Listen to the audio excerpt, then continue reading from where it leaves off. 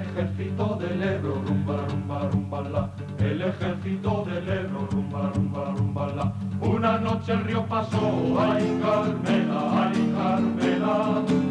Una noche el río pasó, ay Carmela, ay Carmela. Pero nada pueden bombas, rumba, la, rumba, rumba, la. Pero nada pueden bombas, rumba, la, rumba, rumba, la. Donde sobra corazón, ay Carmela, ay Carmela. Donde sobra corazón, ay Carmela, ay Carmela. Contraataques muy rabiosos, rumba, rumba, rumba, la. Contraataques muy rabiosos, rumba, rumba, rumba, la. Deberemos resistir, ay Carmela, ay Carmela. Deberemos resistir, ay Carmela, ay Carmela. Pero igual que combatimos, rumba, la, rumba, la, rumba, la. Pero igual que combatimos, rumba, la, rumba, la, rumba, la. Prometemos resistir, ay Carmela, ay Carmela. Prometemos resistir, ay Carmela, ay Carmela.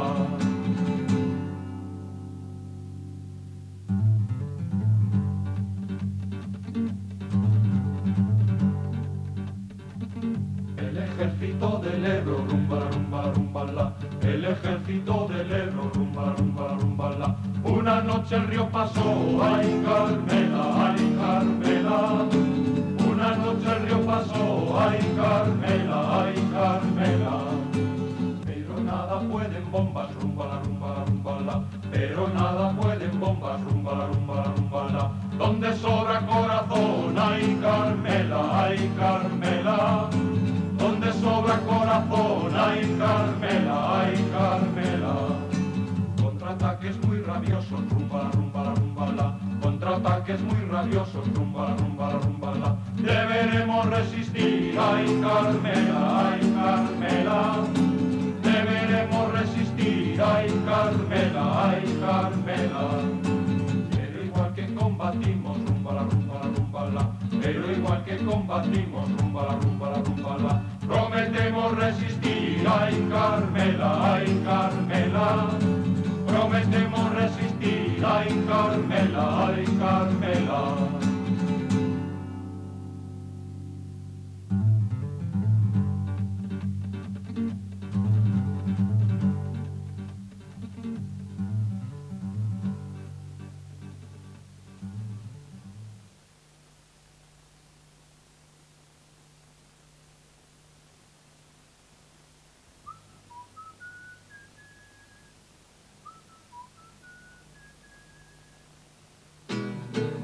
Puente de los franceses, puente de los franceses, puente de los franceses, mamita mía, nadie te pasa, porque los madrileños, porque los madrileños, porque los madrileños, mamita mía, que bien te guardan, que bien te guardan. Madrid, que bien resistes, Madrid, que bien resistes. Madrid, que bien resistes, mamita mía, los bombardeos, los bombardeos. De las bombas se ríen, de las bombas se ríen, de las bombas se ríen, mamita mía, los madrileños, los madrileños.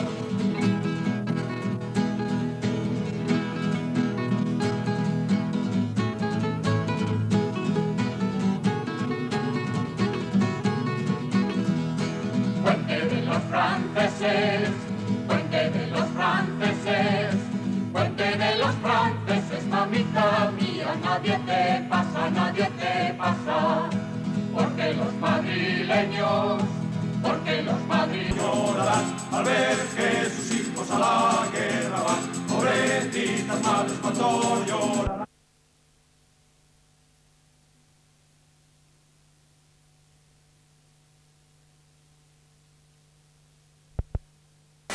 El tema de la guerra civil para unos es apasionante, para otros puede ser molesto, pero qué duda cabe que para todos es histórico. Y a lo que no puede renunciar un pueblo es precisamente a su historia. Tenemos con nosotros a Juan Ángel Cerrón Delgado, un militante de 15 años en la guerra civil, al que se le pueden dar varios calificativos. Por ejemplo, donde nadie le llamó, allí estuvo él. Es precisamente la guerra de la que vamos a hablar. También donde el dinero no sirve para nada o no tiene valor, allí estuvo él. Qué duda cabe que Juan Ángel Ferrón Delgado es un hombre de principios. Pocos pueden contar lo que no se ha escrito de la guerra civil, y ahí está él, Juan Ángel Ferrón. Aunque reacio al protagonismo y que por motivos de consanguinidad hoy lo tenemos ante estas cámaras, es profundo conocedor de la política y de su política. No ha comulgado nunca con rueda de molino. Es indestructible a la corrupción y al chantaje. Unos pueden llamarlo de patriota, otros que sepa Dios qué calificativo pueden darle. Pero qué duda cabe que es el protagonista de nuestra historia de hoy y también ha sido protagonista de la guerra civil. Aún hoy se niega a repostar en las nuevas gasolineras, en donde el automatismo permite al consumidor despacharse a sí mismo. Él, al verse sorprendido por este innovador servicio, reemprende de nuevo su camino, no sin antes haber dejado su mensaje de insumisión, con la misma energía que cortesía al operario de turno. El que quiera obreros, que los pague. Y después de haber hecho la presentación de Juan Ángel Ferrón Delgado, vamos a pedirle la opinión suya, que nos cuente esas vivencias fantásticas de la guerra civil. Bueno, pues has dicho de que fui a un sitio que no me llamaban. O no me llamaron. Sí me llamaron, sí. En la guerra, a pesar de que yo tenía 15 años cuando esta comenzó, decir que un chaval con 15 años empuñó un fusil para defender la libertad de su pueblo, casi resultaría decir que es cosa de chaval, cosa de un niño. Puede que haya parte de ello, pero he de decir que las bombas que tiraban los aviones que mandaba el general rebelde también mataban a los niños de 15 años. Entonces me enrolé en el 5º regimiento en el año 36. Pertenecí en principio a la 29 compañía de acero del referido 5º regimiento. Después se organizó el Ejército Popular de la República, donde ya se organizaron divisiones, se organizaron brigadas, y pasé a pertenecer a la 2ª Brigada de la 11 División de Lister, 4º Batallón, 4ª Compañía. Luché en principio en el Clínico, en la Casa de Campo, estuve en el Cerro de los Ángeles en la noche del 19 de enero, que se consiguió coger el Cerro de los Ángeles, aunque se perdió al día siguiente. Después pasé al frente de la Marañosa, esto ya en el mes de enero del año 37, estuve en los combates del frente del Jarama, también en enero y febrero del año 37, de allí pasé al frente de Guadalajara, a donde se le hizo la derrota a los italianos el día 12 de marzo del año 37. Fui herido por 2 veces. La primera fue el 20 de noviembre del año 36 en el Clínico, en la cara este del Clínico. Después fui nuevamente herido también otro día 20, este de marzo del año 37, en el frente de Guadalajara, 8 días después de haberle hecho la derrota a los italianos en el frente de Guadalajara, como digo, sector Trijuequi. Una vez restablecido de las heridas, ingresé en carros de combate en la escuela de tanques de Archena, a donde hice y superé el cursillo de conductor de tanque, y con 16 años salí como sargento de tanques y conductor. Ya como conductor de tanque operé en el frente de Teruel, la toma de Teruel, pérdida de Teruel, operé lo que podríamos llamar en la retirada de Aragón, estuve en el frente del Ebro, aunque esto sí, no en los combates. De la noche que cortaron por la parte de Benicassim, Benicarló, el Ejército Nacional esa misma noche pasamos nosotros para la parte de Levante, o sea, hacia Valencia. Y bueno, pues ahí intervienen los célebres combates del 7 de noviembre en Nules, en toda la retirada de Castellón, y en ese sector fue donde nos acabó la guerra ya en marzo del año 39. Y bueno, pues así dicho a grosso modo, se podrían decir muchas más cosas. Lo que pasa es que estaríamos aquí mucho tiempo. Por lo tanto, he querido ser breve.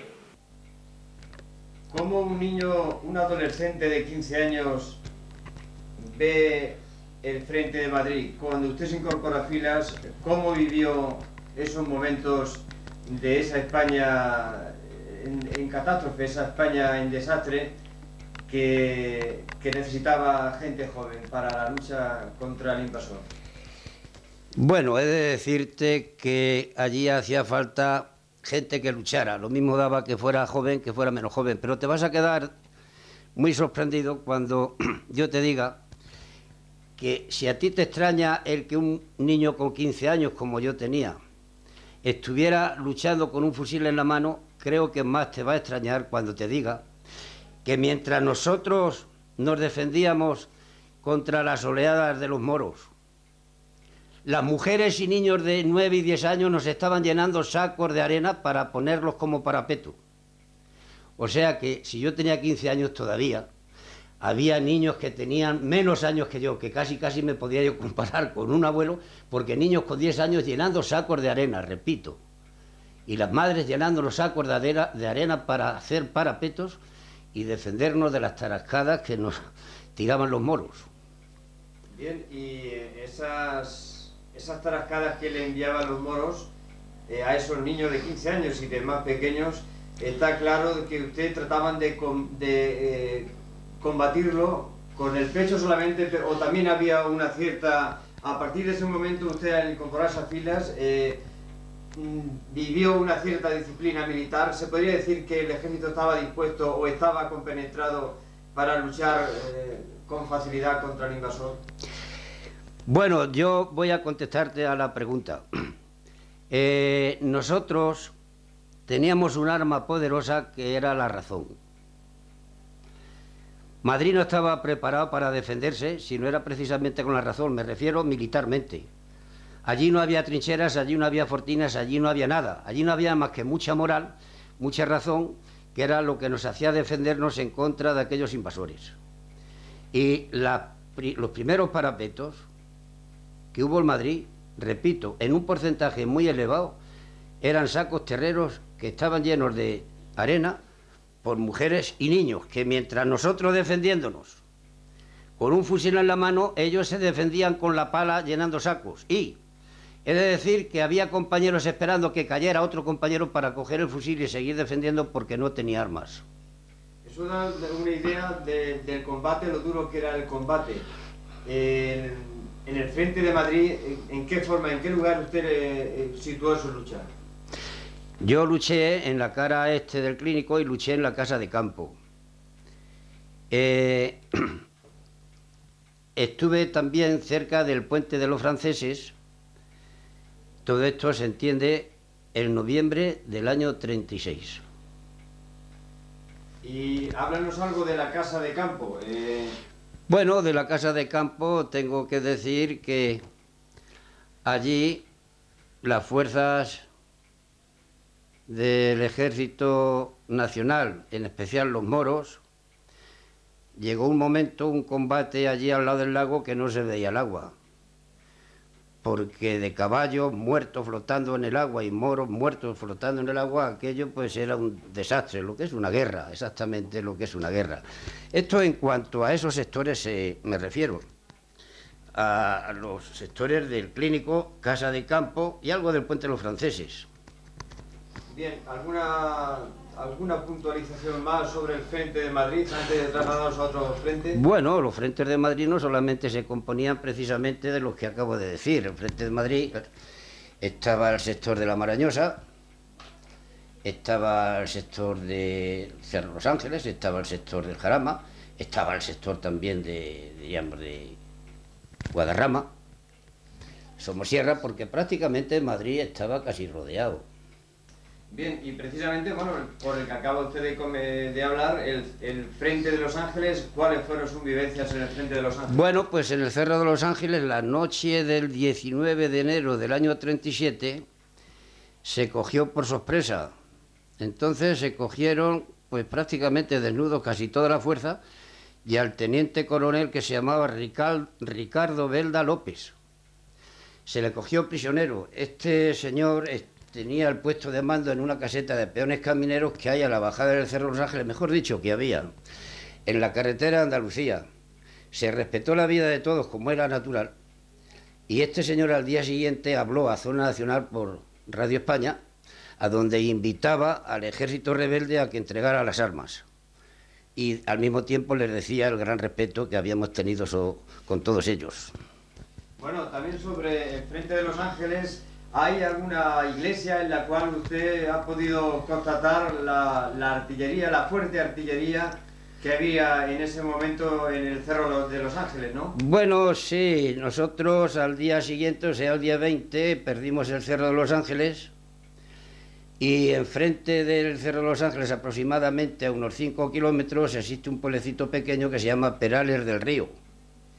Allí hay una iglesia que aún sigue, destruida completamente, claro está, de los cañonazos que pegaban desde el cerro que tenían instalada los nacionales la artillería del 7 rápido. Bien, y si le parece bien, ¿podemos pasar al Frente de Marañosa? Sí, sí, ¿por qué no? Pues háblenos sobre este frente. Pues bien, los nacionales querían a toda costa acercar Madrid, y el objetivo principal que les quedaba era cortar la carretera de Valencia, que aunque no llegaron a cortarla, pero sí estaba batida por los cañones y las ametralladoras, incluso llegaban las balas de ametralladora, llegaban a la carretera de Valencia. No consiguieron llegar a ella, pero las armas sí, o sea, los cañonazos y balas y esto sí llegaron. Allí estuvimos, se les hizo frente, y a continuación pues pasamos al frente del Jarama, el Pingarrón, el célebre Pingarrón, y dentro del Pingarrón una posición que es la cota más alta de él, que se llama Casasola, a donde se les aguantó, y por lo tanto no consiguieron no consiguieron coger el objetivo que perseguían, que era el de cortar la carretera de Valencia. Bien, afortunadamente tenemos imágenes de Casasola y tenemos imágenes del Frente del Jarama, concretamente de los restos que hay del Frente del Jarama. Hemos conseguido pues imágenes de tipo de una especie de cuevas, al igual que también, bueno, usted ya háblenos sobre esas imágenes que tenemos activadas. Bueno, sí, esto es una táctica que empleó el Ejército de la República, diríamos, que era de cada X metros en la trinchera hacer un refugio. El objetivo de esto era ni más ni menos que cuando el enemigo quería atacar, primero hacía una preparación artillera, y entonces los soldados de la República se refugiaban en los refugios que había hechos exclusivamente para esto, y cuando ellos creían que ya allí no quedaría nadie por la cantidad de cañonazos que habían pegado, la sorpresa era mayúscula cuando atacaban y veían que allí había una resistencia tremenda. Y era que sencillamente lo que pasaba es que salían los soldados que estaban refugiados en el refugio que se hacía hasta el fin, y salían, se extendían por la trinchera, y esto es lo que después los nacionales decían: pero bueno, ¿aquí qué pasa? Si eso no ha quedado un metro que no haya caído un cañonazo. Esta resistencia que obedece, pues obedece precisamente que mientras ellos cañoneaban, los soldados de la República se refugiaban en el refugio para que no les pasara nada. Bien, y bueno, puesto que tenemos esas imágenes, ese reportaje que hemos hecho in situ en el Frente del Jarama, concretamente en el Cerro del Jarama, si tiene algo más que complementar, y si no, pues pasamos al Frente de Guadalajara, que es por orden cronológico el que le sigue, ¿verdad? Sí, sí, esto es... Hombre, habría muchas cosas que comentar. Allí precisamente fue la primera vez que atacamos el batallón Heredia de la Segunda Brigada de la 11 División de Lister. El primer día que atacamos allí al Jarama, llegamos al cuerpo a cuerpo. Es la primera y única vez que yo pues, me encontré en una batalla cuerpo a cuerpo en todo lo que duró la guerra del 36. Allí pues se podrían contar muchas cosas. Ya te he hecho referencia, allí se cogía agua de un aljibe, ese aljibe pues estaba teñido en sangre, el agua estaba teñida en sangre, porque el agua llovida caía sobre un patio de cemento y allí llevaban a los heridos, porque lo hicieron hospitalillo de urgencia, un hospital de urgencia, llevaban a los heridos, la sangre que les caía de las heridas iba al cemento, el cemento escurría con el agua llovida y esto al aljibe, y allí helábamos el agua, como la llevábamos de noche no nos dábamos cuenta, pero ese agua se llegó a beber teñida en sangre.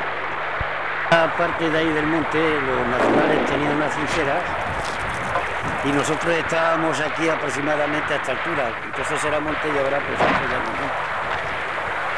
Ahí la artillería del día es un día, se vio a pegarle cañonazos con granadas rompedoras, pero los primeros cañonazos, en vez de caer ahí, los primeros proyectiles cayeron sobre nosotros. Entonces el jefe de la brigada, que se llamaba Pando, se fue en busca de los artilleros y tuvo un agarrón con Gutiérrez Mellado, que era teniente de artillería con nosotros. Esto fue en el mes de febrero y el mismo mes él y el Estado Mayor se pasaron a la zona nacional. Aquí en esta parte conectábamos con un batallón de anarquistas que se llamaban los Leones Rojos, que dimos un ataque ahí por aquello de que ellos eran anarquistas y nosotros no lo éramos.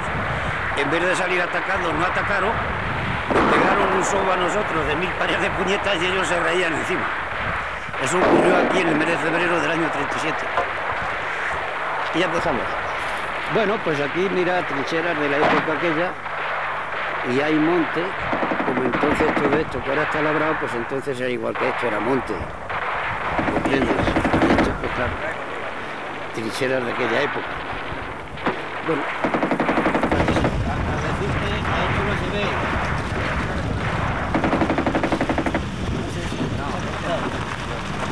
Habría que irse allí y desde allí se ve el sitio donde ataqué yo cuerpo a cuerpo. Se ve Casasola muy bien, ¿verdad?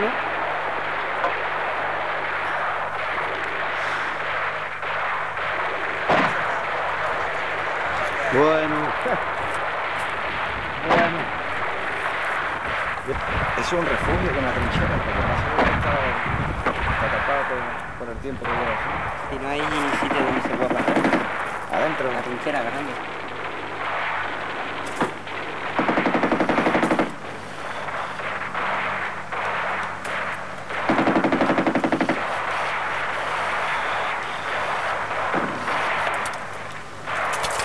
Este tipo de refugio lo inventó Enrique Nietzsche, para que cuando el enemigo quería atacar, primero cañoneaba las trincheras nuestras.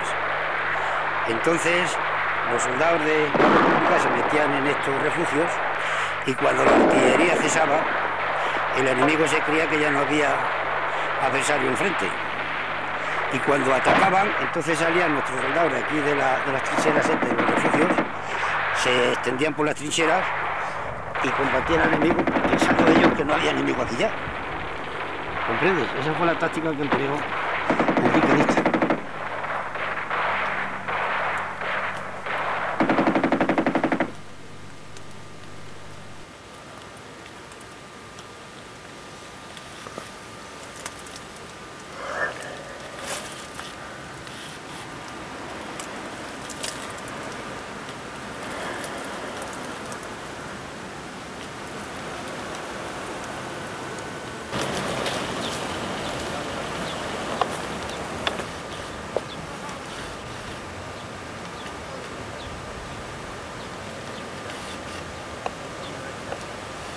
¿Qué voy a comentar? Sí, bueno, vamos a hacer algo.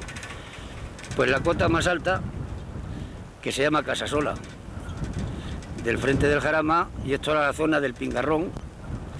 Allí ellos se refugiaron en el mes de... a últimos de enero aproximadamente, y ahí estuvieron hasta que acabó la guerra. Y de eso ya no tengo más que decir. ¿No conoció por aquí al hijo de Alcalá Zamora? Sí, bueno, sí, sí. Al hijo de Alcalá Zamora era capitán del Ejército de la República y lo conocí aquí precisamente en este sector. Conocí al hijo de Alcalá Zamora y aquí estaba Miguel Hernández. Aquí estuvo el batallón del Talento también, además de en otros frentes, pero en este frente estaba la Internacional y aquí estaba el batallón del Talento a donde pertenecía Miguel Hernández, que como ya te tengo dicho era miliciano de la cultura, porque había miliciano de cultura de compañía y miliciano de cultura de batallón y miliciano de cultura de brigada y de división. ¿Sobre cuántos muertos habrá por este territorio? Pues zona? tengo entendido que hay aproximadamente entre un bando y otro unos 60.000. ¿Y batallas cuántas se celebraron? Aquí las batallas célebres fueron en el mes de febrero del año 37. En la primera quincena del mes de febrero del año 37. Sin embargo, a pesar de, bueno, pues del tiroteo constante que había entre un bando y otro, los pájaros, las codornices o las perdices no paraban de cantar. Las perdices las veías en pleno combate cantando porque ellas iban a lo suyo y no sabían nada, no entendían nada de guerra. Y las liebres las veías correr pues igual que las perdices. El objetivo que tenían aquí los nacionales no era ni más ni menos que a través del puente de Arganda cercar Madrid y empalmar con la batalla de Guadalajara, que esta se hizo en el mes de marzo, donde combatimos a los italianos que venían a ver si podían enlazar con estos de aquí a fin de dejar Madrid cercado. Esto fue en el mes de marzo y la derrota a los italianos se les hizo en el sector de Trijueque el día 12 de marzo del año 37. Salimos de esas trincheras que te he dicho, salimos por la tarde, cenamos en Guadalajara, capital, y amanecimos en un pueblo que se llama Torija, cerca de Trijueque, que esa noche ellos habían cogido Trijueque, que es el pueblo más próximo que hay a Torija, a donde se les mantuvo, y el día 12 se les hizo la derrota a los italianos. Día 12 de marzo del año 37. Bueno, usted tuvo ocasión de conocer a los italianos directamente, bueno, pues mediante el apresamiento directo, ¿no? En un pueblo... Sí, yo cogí a 6 italianos, yo personalmente cogí a 6 italianos en el frente de Guadalajara el día 12 cuando le hicimos la derrota, concretamente en Trijueque. Cogí, como he dicho antes, 6. 5 de ellos eran unos hombres que tenían aproximadamente unos 24, 25 años. Y otro andaba sobre los 40. Para mí todos eran viejos porque yo solo entonces tenía 15. Y yo personalmente los cogí. El viejo, el que tenía los 40 años aproximadamente, venía herido del cuello. Lo estuve curando. Después se le entregaron al capitán de la compañía, que era de Terrenueva, se llamaba Ramón Gómez, que ha muerto hace poco. Bien, usted sabe que aquella gente vino a España en unas condiciones... Bueno, pues los más jóvenes decían que estaban luchando en Abisinia y los trajeron. Los montaron en un barco y les dijeron que iban a Italia. Dice, cuando nos dimos cuenta, estábamos en Algeciras. Y el viejo era un hombre de izquierda que estaba en Italia preso por político y le pusieron 2 caminos, según las declaraciones que él hizo. O venir a luchar a España o lo fusilaban en Italia. ¿Yo creo que te referías a los sonidos?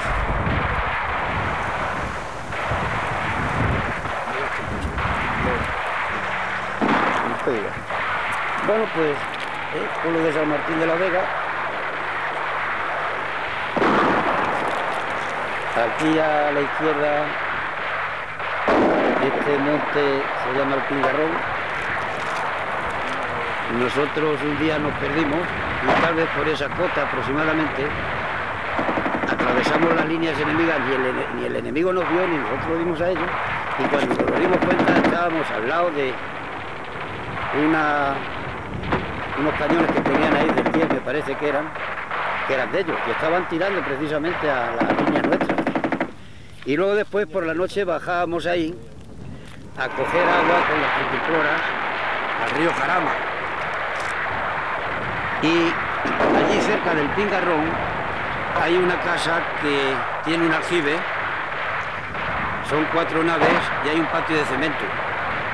Allí íbamos a coger agua, pero más tarde hicieron aquello, un hospital de urgencia, y como íbamos de noche a coger el agua no nos dimos cuenta de que el agua ya estaba teñida en sangre. El agua que llovía escurría sobre el cemento del patio, allí dejaban a los heridos, se mezclaba el agua con la sangre y se dio caso de coger agua ya teñida en sangre, y no nos dimos cuenta hasta que una cantimplora se volcó y vimos que salía más sangre que agua. Eso ocurrió aquí en el Pingarrón en el año 37. Usted solo contempla desde, bueno, pues qué categoría militar de noche cuando la guerra. Bueno, esto era luchando en el batallón de Ella, que era el 4º batallón de la 2ª brigada de la 11 división de Enrique Lister, y ahí yo aquí ascendí a cabo, aquí ingresé aquí vine de soldado, y después de los combates del 15 de febrero del 37 ascendí a cabo. Bueno, sabemos que había una disciplina bastante férrea, incluso los cursillos no eran fáciles de conquistar o de obtener, ¿no? ¿Sabe cuál era la inflexibilidad que había respecto a las categorías, sobre todo lo de tanques? Bueno, aquí yo no estaba en tanques, aquí yo estaba luchando en infantería. Aquí en infantería pues cogías la antigüedad, comprende, la podías coger en un día, porque si éramos 100 en la compañía y caían 50 y de los 50 quedábamos los más antiguos, pues ascendías en el acto porque cogías la categoría en 24 horas. En tanques era distinto. En tanques en principio había que superar un cursillo de conductor, de jefe o de tirador. Y después de superar ese cursillo, pues con los méritos que buenamente hubiera, podías ascender o no ascender, y ya los últimos meses de la guerra ya no se ascendía, como podríamos decir, a dedo. Había que ir a una academia que estaba en Manises, a donde hacías el cursillo para teniente. O sea, después de tanque, después de eso ya estando en tanques. Ya tenía que ser la próxima categoría teniente. ¿Por méritos de guerra había ascenso rápido? Siendo conductor en tanques, hacía el cursillo de conductor, de tirador, de jefe de carro. Entonces el conductor, si superaba el cursillo como conductor, salía como sargento, con un sueldo de 22,50. Si no eras capaz de superar el cursillo de conductor, tenías que superar el de jefe de carro. Y si no eras capaz de superar el jefe de carro, tenías que superar el de tirador. Y si no, a infantería o la pijota, que la pijota en ruso quiere